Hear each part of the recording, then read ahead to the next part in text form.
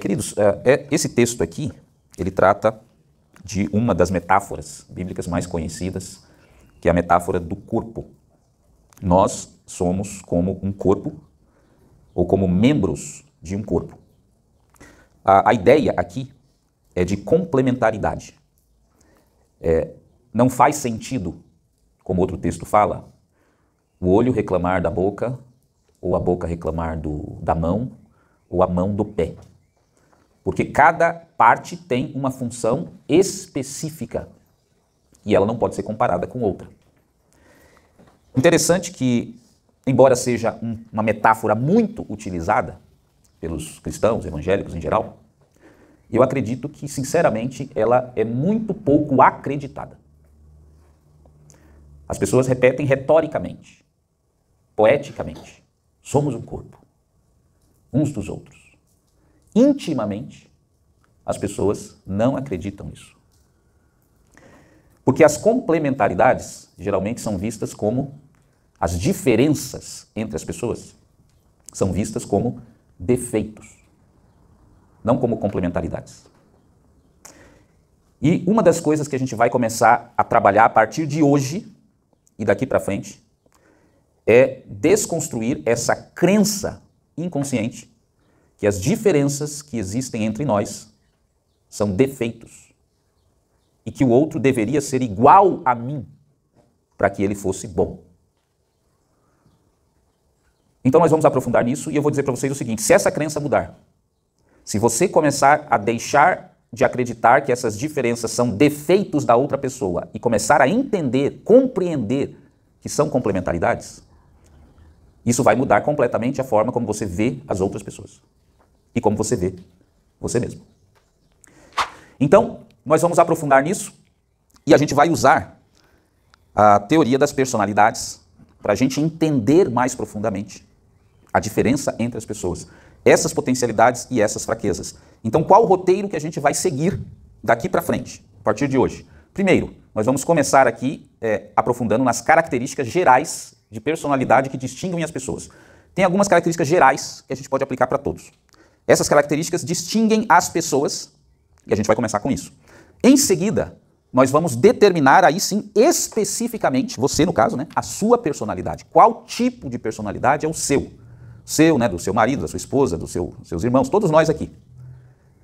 Então, eu vou orientar vocês nisso, não vai ser difícil. Vocês vão determinar qual dos 16 tipos você pertence. Em terceiro lugar, nós vamos fazer a análise específica ali de alguns tipos de personalidade, de preferência aqueles que estão entre nós, que pode ser voluntário, né? Você fala, analisa o meu aqui, eu quero saber do meu. A gente faz uma análise do seu tipo. Ou não, né? Ou você fala assim, analisa de alguém que eu conheço aqui, né? Fala o tipo lá, e aí eu analiso desse tipo também. Pra gente, como falamos lá no início, para nós sermos capazes de nos entendermos. É isso que nós precisamos, compreender um ao outro. Não existe aceitação se você não consegue compreender o outro. A gente tem que fazer a nossa parte e nos esforçarmos para compreender as outras pessoas. E assim nós vamos ter mais ferramentas para conseguir o passo seguinte, que é aceitá-las.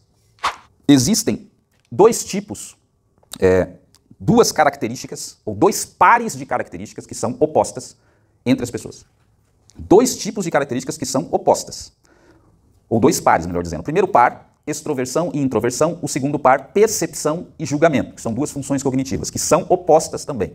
Dessas diferenças aqui, desses dois pares de características opostas, vai derivar todos os 16 tipos de personalidades que existem entre as pessoas, por conta dessas diferenças. E a gente vai ver isso em detalhes ao longo dos nossos estudos. Primeiro lugar, introversão e extroversão. Introvertida literalmente significa o seguinte, voltada para dentro. E a extravertida voltada para fora. O que ele percebeu? Nós temos uma capacidade cognitiva de colocar o nosso foco em alguma coisa específica, sim ou não? Por exemplo, vocês podem focar no meu cabelo, só no meu cabelo. Vocês podem focar só na minha voz. Eu posso falar para vocês, prestem atenção nos detalhes da minha voz, na maneira como eu estou projetando a minha voz. Agora você vai se sentir levemente sonolento. Você vai começar a fechar os seus olhos. Né? Isso é uma técnica de hipnose que usam, só com a voz, você concentrando na voz da pessoa. Você pode concentrar-se, sei lá, no conteúdo das minhas palavras, o que eu estou dizendo, nas palavras que eu estou usando. Olha, ele falou essa palavra, eu não conheço. E você pode concentrar a sua atenção também dentro de você. Por exemplo, você se concentra nos seus próprios sentimentos, nas suas próprias sensações. Então, concentre-se agora, por exemplo, na sua respiração. Você está percebendo a sua respiração, entrando, saindo. Concentre-se no seu corpo agora. Sinta o seu pé dentro do seu tênis ou do seu sapato. Você está conseguindo sentir? Você consegue perceber? Focar só nisso. Agora você pode focar só no que você está sentindo nesse momento. O que você está sentindo? Tranquilidade, paz, irritação. Você está sentindo, sei lá, inquietação. Você está sentindo... Você está com pressa, querendo sair daqui logo. O que você está sentindo? E você pode se concentrar ainda dentro de você nas vozes que estão falando na sua cabeça. Eu estou falando aqui, mas tem uma outra voz falando na sua cabeça. E aí cada erro que eu cometo aqui, tem uma voz falando, tá vendo, ele errou. Ou falando outra coisa. Então veja, todos nós temos essa capacidade. Podemos focar em coisas específicas. E mais, você pode focar do lado de fora e você pode focar do lado de dentro. Então, o que Jung percebeu? Que tem certas pessoas que adquirem um hábito desde crianças, que adquirem uma preferência desde pequenas a focar do lado de fora, mais do lado de fora, né? E outras para focar mais do lado de dentro. E isso vai gerar uma grande diferença de personalidade depois que elas se tornam adultas. Ou até antes disso. A pessoa que fica mais tempo focada no mundo exterior, ela desenvolve mais a atenção às coisas exteriores. Ela desenvolve mais a percepção espacial do que está acontecendo em volta dela. Ela desenvolve mais a capacidade de interação com o ambiente externo. Ela desenvolve mais a sociabilidade, porque a sociabilidade depende de você estar fora. Sociabilidade com as outras pessoas, relação, interação com as pessoas. Ela desenvolve mais a percepção da emoção das pessoas, porque precisa estar fora, interagindo com as pessoas, observando o que está acontecendo, percebendo detalhes do mundo exterior para que a pessoa consiga perceber as emoções. Vamos falar do introvertido agora. Ficar mais tempo dentro desenvolve que tipos de habilidades? O introvertido, exatamente por essa capacidade dele de estar dentro, ele consegue abstrair do que está acontecendo do lado de fora. E consegue se concentrar em uma coisa que está dentro dele. Pode estar o mundo explodindo muitas vezes lá fora e ele consegue ficar lá dentro. Então aumenta uma capacidade cognitiva de concentrar-se em algo. Concentração, foco. Capacidade de reflexão. E outra habilidade, autopercepção.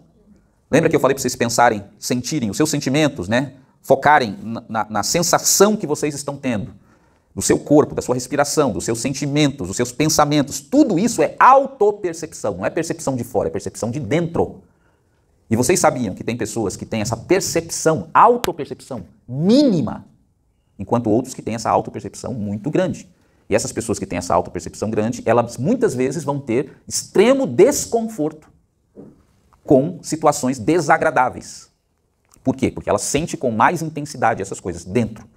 Enquanto que o outro, tanto faz. Ele mal percebe os seus próprios sentimentos, as suas próprias sensações e toca a vida. Então, esses são os pontos básicos aqui para a gente entender essa diferença. Introversão, extroversão. A questão agora importante para nós é a seguinte. Isso afeta essa diferença, introvertido e extrovertido. Vocês acham que afeta os relacionamentos ou não afeta os relacionamentos? Isso que eu não estou nem falando de outras diferenças, vamos dessa aqui específica. Vamos analisar esse ponto e os pontos que essa diferença afeta o relacionamento.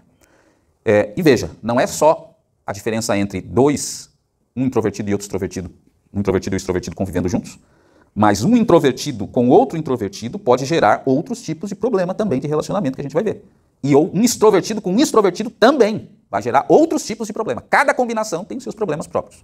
Vamos começar com um extrovertido com um introvertido. Primeiro tipo de problema. Tem impacto nas relações, no cotidiano das relações sociais. Vamos pensar no âmbito do casamento, né, ou pessoas que convivem juntos, pais e filhos, irmãos, e assim por diante, para a gente entender isso. O introvertido, por se sentir mais confortável dentro, ele vai ter um consumo de energia muito maior quando ele tiver que ficar interagindo com pessoas ou no ambiente exterior por alguma razão. Com a atenção ativa no ambiente exterior. Isso pode deixá-lo até, em algumas circunstâncias, esgotado. Ficar no mundo exterior. E o extrovertido é o contrário. Se ele tiver que ficar muito tempo isolado, sem contato com o mundo exterior, sem relação com outras pessoas, ele pode ficar esgotado nessa situação, desmotivado.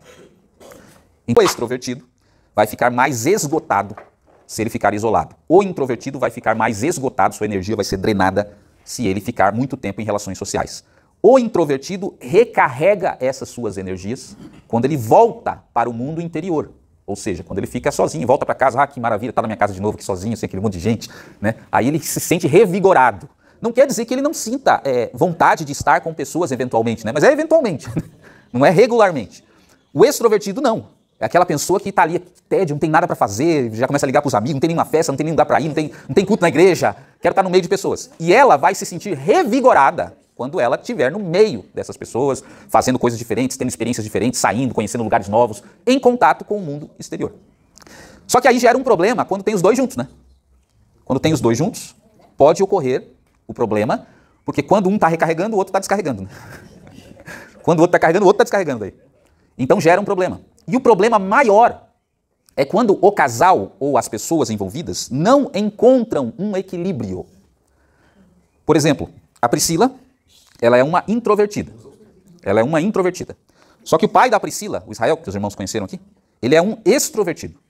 E ele ainda é um extrovertido com a sensação extrovertida dominante ainda, que é o extrovertido ao extremo, é o mais de todos. Então o que aconteceu no período que a Priscila vivia, né, no mesmo teto com o pai dela? Ela se sentia esgotada.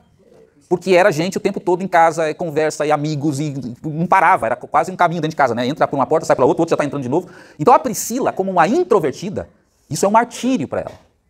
E aí, agora que ela tem a casa dela, tudo, ela consegue estabelecer a rotina que é mais adequada para ela. Mas, por exemplo, a mãe da Priscila, a Tânia, que também aqui os irmãos conheceram, ela é uma introvertida também. Só que ela não tem a opção, né, da Priscila de chutar os betes e ir embora. Então o que acontece? Eu já levantei, inclusive, para a própria família essa hipótese, né? A irmã Tânia, não é de hoje, ela vem, né, passa por situações de saúde, né, que os médicos não conseguem identificar exatamente o que é, se é uma coisa autoimune, um monte de coisa.